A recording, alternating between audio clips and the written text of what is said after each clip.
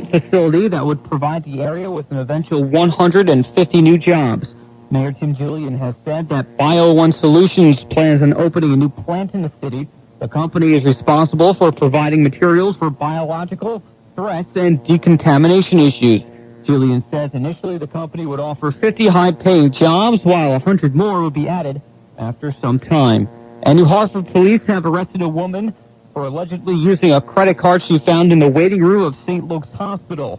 Police say after 30-year-old Mary Roberts found the credit card, she later used it at Walmart in Utica and at Advanced Auto Parts in Yorkville. Police say they worked with the Loss Prevention Department in Walmart to help identify Roberts. With the WIBX 24-hour headline update, I'm Dave Richards. Driving under the influence doesn't just mean alcohol. Drugs, including some common prescription and over-the-counter medications, can also impair driving. Some medications like antihistamines and anti-anxiety drugs may affect your driving skills by inducing drowsiness or excitability, or by altering reaction time. You may be impaired and not even know it. To avoid driving while impaired, check all of your medicine labels before driving. For more, talk to your doctor or visit the National Safety Council at nsc.org. 950 WIBX. News Fast. CBS News. I'm Jim Sheneby. The only man charged in connection with the 9/11 terror attacks is ready to plead guilty. The Washington Post reporting Zacarias Moussaoui has announced he plans to enter a guilty plea despite the wishes of his attorneys and despite the fact that he could still face the death penalty. CBS News legal expert Andrew Cohen. File this right now in the I'll believe it when I see it category. 3 years ago, Moussaoui said he was ready to plead guilty too, and then he changed his mind in court in the middle of his colloquy with the judge. There is even less reason now to believe that he's willing and also mentally capable of going through with the plea, especially one that would keep open the possibility of a death sentence. The Post reports the plea could come as early as next week. Well, the election of a new pope could come early morning U.S. time. The College of Cardinals celebrating Mass in about a half hour. It will then gather in the Sistine Chapel in about 2 hours for the first full day of balloting on the next Pontiff. 4 votes expected each day until the selection is made. The next smoke signal expected in about 5 hours from now.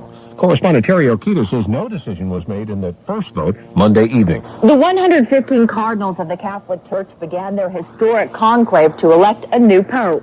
As tens of thousands gathered in St. Peter's Square Monday night, a plume of white smoke billowed out of the Sistine Chapel chimney, a sign that the College of Cardinals had picked a new pope. But within seconds, hopes were dashed. The white smoke turned black, which means no new pontiff has been elected yet. A senior Iraqi Defense Ministry official has been assassinated in Baghdad. Major General Adnan al-Karaguli was gunned down by attackers late Monday. Iraqi troops conducted an operation Monday targeting Sunni insurgents at the tip of the so-called Triangle of Death. Weapons and car bombs discovered. The mother of Michael Jackson's accuser will return to the witness stand for a 5th day of testimony Tuesday. Correspondent Steve Futterman is covering that trial. The defense has portrayed the mother as a con woman, simply out to get money. And on the stand, the mother admitted she met with lawyers several months before speaking with law enforcement officials. The defense has also said the mother has a history of filing lawsuits, focusing on one she filed against J.C. Penney. The mother claimed she was beaten by security guards. That case was settled out of court for $150,000. But at the end of the day, the prosecution produced pictures of the mother's beaten and bruised body. Steve Futterman, CBS News at the County Courthouse, Santa Maria, California. Senate Republicans are set to advance John Bolton's nomination as UN ambassador Tuesday. Correspondent Bob Fuss. Bolton has faced a tough time, mostly because of his own past rhetoric. He's vilified the UN, once saying 10 floors could be lopped off its headquarters with no loss, leading Democrats to question why he'd want to be UN ambassador. He also has been criticized by those he works with at the State Department, who say he bullied intelligence analysts who didn't agree with him and kept important information away from former Secretary Colin Powell. This is CBS News. If you have diabetes and you need testing supplies, you have 2 choices. First, you can jump into your car, battle the elements, and drive to your local drugstore, or you can pick up the phone, dial the toll-free number, and have all the diabetic testing supplies you need delivered right to your door. Here's the number. 800-365-3690. 800-365-3690. What if you're not feeling well? There's no need to drive to the drugstore. Pick up the phone and have all your diabetic testing supplies delivered in just a few days. Eye Care Medical is a participating Medicare provider, and we file all the claim forms. Have your diabetic testing supplies delivered to your home right here, right now, with just one phone call. 800-365-3690. 800-365-3690. 800-365-3690. Gas prices took a downturn, according to the latest federal survey. Regular unleaded, 4.3 cents cheaper over the past week. The nationwide average price, $2.24 a gallon. Graduate teaching assistants at Yale and Columbia universities have gone on strike this week in an effort to force those Ivy League administrators to recognize them as a bargaining unit. Spokeswoman Rachel Sulkus. The university has refused to recognize their union and sit down and begin to negotiate. School officials say the 5-day strike will have minimal effect on classes. In Natchez, Washington, someone vandalized an 8-foot-tall Smokey the Bear statue standing outside a ranger station. They broke off Smokey's hat, one of his hands, and a foot. And there's a big crack now running the length of the statue. Ranger Doug Jenkins. It doesn't look like he's really going to be repairable. People would stop by the ranger station just to have their picture taken with this Smokey, and it's been going on for nearly 4 years that way. He's going to be sorely missed. Jenkins says it looks like it was a prank by some high schoolers. Jim Sheneby, CBS News. Millions of people who've never set foot in a casino take a dangerous gamble every day, living without health insurance. You can't afford not to have it. But affordable insurance can be hard to find, especially if you're a hard-working entrepreneur or if you work for a company that doesn't offer benefits. The Midwest National Life Insurance of Tennessee has a solution with their dependable, affordable health insurance plans. They have a plan that fits your needs perfectly at a price you can afford. We're here 24 hours a day to help, so call right now. 800-816-3951. 800-816-3951. Don't gamble. Go to Midwest for their affordable health insurance. That toll-free number again is 800-816-3951. 800-816-3951. 800-816-3951. Not available in all states. Checking the WIBX Weather Center forecast for the Mohawk Valley for the remainder of the overnight and for later today. Look for sunny skies and warm temperatures in the mid-70s. For tonight, partly cloudy with lows in the mid-50s. Chance of thunderstorms for showers in the afternoon tomorrow with highs in the upper 60s. And rain likely for Wednesday night with lows in the upper 30s.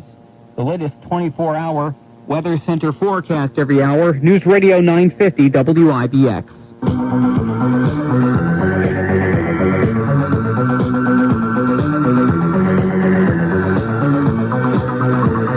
From the City of Angels off the Pacific Ocean, good morning, good evening, wherever you may be, across the nation, around the world. I'm George Noory, and welcome to America's most listened to late-night talk show, Coast to Coast AM. Open lines for you this hour and next hour. Well, this being the 10th anniversary of the Oklahoma City Federal Building bombing, we'll be joined by author Peter Lantz with new, sometimes startling information and theories. Who helped McVeigh and Nichols 10 years ago?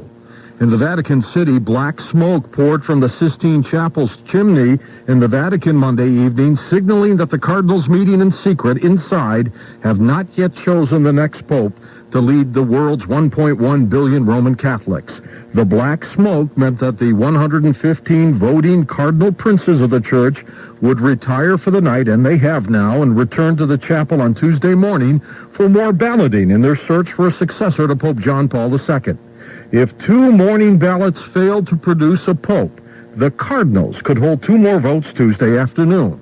Some 40,000 people who packed St. Peter's Square to stare at the stovepipe jutting from the chapel roof shouted, it's black, and snapped photos of the smoke with their cell phones. Monday was the first day of what could be a long yet historic process to elect the next pope, or it could all wrap up in the next day or two. Over the past 100 years, conclaves have taken between 2 and 5 days to select a pope. The average is about 3 days. Listen to this. Picture yourself on a cruise ship having a good time, right? A cruise ship struck by a freak 7-story high wave that smashed windows and sent furniture flying, returned to New York Harbor and docked at its berth on the Hudson River.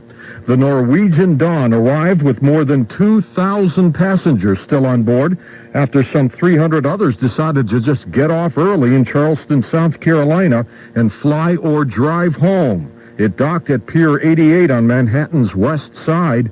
One of the passengers, Ellen Tesoro, she was there with her husband, Bill. Ellen, thanks for joining us. I know it's been a long day for you, hasn't it? Yeah, it has. Now, tell me a little bit, when this all happened, where were you and your husband? We had left our room up in the front of the ship on the 10th floor, and we went to midship on the 7th floor, the reception area. Ellen and Bill, of course, are from Wayne, New Jersey. It started off, I'm sure, as a great time. Was it a nightmare on the way home, or did people still have a nice time? Afterwards? Yeah. I got off the ship in North Carolina. Oh, you did? Yeah, in South Carolina. I mean, yeah. They flew me home. I was one of the 80 people. We had no room left. So, did your room flood? Yes. Tell me, what was it like, just with the sound, that smashing sound of that wave? It was horrible, horrible. Just horrendous. Scary and horrible. I know for a moment you and Bill went to the casino there, right? Well, we went, earlier on Friday night. We had went to the casino. We didn't, Friday was a rough day, too, and we were trying to stay out of our room, trying to stay midship so we wouldn't get sick. And, for a little while we went to the casino on Friday. Ellen, whereabouts were you in the ocean when this wave hit? Well, we were somewhere off the Georgia coast, I believe. Okay, and I am sure you have never experienced anything like this before. Never. Did you talk to any passengers who witnessed the wave, that they might have seen it coming in? No, and it wasn't any particular wave. There was about at least 3 hours of 60-foot waves going and going and going. My God, what was the ship doing in that kind of weather in the first place? We'd all like to know that ourselves. Well, why they plowed us through that weather for almost 2 days. Would you ever go on a cruise again? Never. That's it for you, huh? Yeah, that's definitely it for us. But everybody's okay. Yeah, thank God. Now, in your room, I understand tables were flying and things were getting jostled around? Tables were flying. A desk went flying across the room over on its side. Dishes, plates were flying like crazy. Food all over the place. Well, I'm glad you're okay, Ellen, and your husband as well. All right, you take care of yourself. Get some sleep. Yeah, she's been up. She's been up all night talking to media all around the world, actually. And what a situation! You're on a cruise line. You want to have a great time. 70-foot wave smashes, but like she said, this was an ongoing thing. I mean, maybe the ship shouldn't have been out in the first place. They do get weather forecasts, don't they? Yeah, a doctor says that cancer will be cured by 2015. His name is Dr. Andrew von Eschenbach. He is the head of the U.S. National Cancer Institute. He says by 2015, we can eliminate cancer suffering and death. He said scientists now understand the genetic mechanisms that cause cancer and can develop treatments to interrupt those processes before they kill. Well, I hope the good doctor is correct before the world government people get a hold of it, because I still contend they'd like to see the world's population reduced. And when you get cures like this, well, that's not going to happen. However, if you are a toothpaste user, as most of us are, listen to this one. Dozens of toothpaste sold at supermarkets are at the center of a cancer alert now. And antibacterial cleaning products, including dishwashing liquid and hand wash, also affected. Researchers have discovered that triclosan, a chemical in the products, can react with water to produce chloroform gas. If inhaled in large enough quantities, chloroform can cause depression, liver problems, and in some cases, cancer. Trichlorosin is in these toothpastes: Dental mouthwash and toothpaste, Colgate Total Fresh Stripe, Colgate Total, Sensodyne Total Care, Tesco's own brand toothpaste, Mentadent, and Aquafresh. So you do what you want to do, but that's what they're saying. With prescription drugs Vioxx and Bextra already pulled from the market, a study has raised disturbing questions about the heart safety of long-term use of over-the-counter pain relievers. Now, smokers in Norway who took such drugs for at least 6 months had twice the risk of dying of a heart attack, stroke, or other health and heart-related problems. Now, these were smokers. The findings came from a study of whether these pain relievers could prevent oral cancer. That's what they wanted to find out. The drugs did, in fact, cut the risk of developing oral cancer in half, but the deaths that were prevented were offset, they say, by the increased risk of dying from cardiovascular disease, according to the study, which was reported at an American Association for Cancer Research conference in Anaheim, California. The study was relatively small, 908 people involved. They were prone to heart problems and cancer because they smoked. But specialists said it supports the FDA administration's recent decision to warn about long-term use of these painkillers, all except aspirin. The findings add to the suspicion that the heart risk extends beyond the so-called COX-2 drugs, Bextra, Vioxx, and Celebrex, to the larger family of medications known as non-steroidal anti-inflammatory drugs, which include naproxen, ibuprofen, and virtually all of the other over-the-counter pain relievers except acetaminophen and Tylenol. The Supreme Court has agreed to consider whether a church in New Mexico can continue using hallucinogenic tea in its religious services. That issue is whether use of the tea, which contains a drug banned under the Federal Controlled Substances Act, is protected under the freedom of religion laws. The Bush administration contends this tea is illegal and use of it is potentially dangerous for church members. Justices will review a lower court ruling that allowed that the Brazilian-based church be allowed to import and use the tea while the case was appealed. Arguments will be heard in the court's next term beginning in October.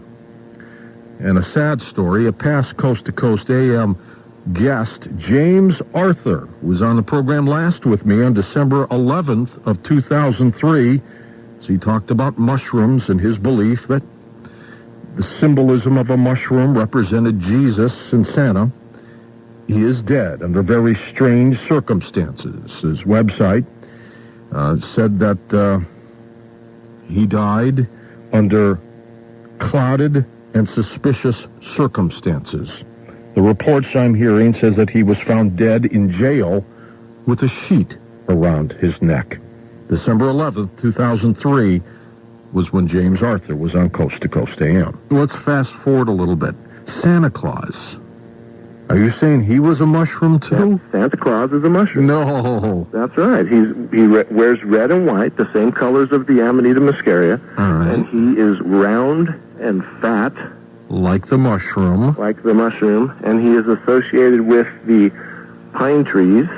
Yes. Santa is the anthropomorphized mushroom.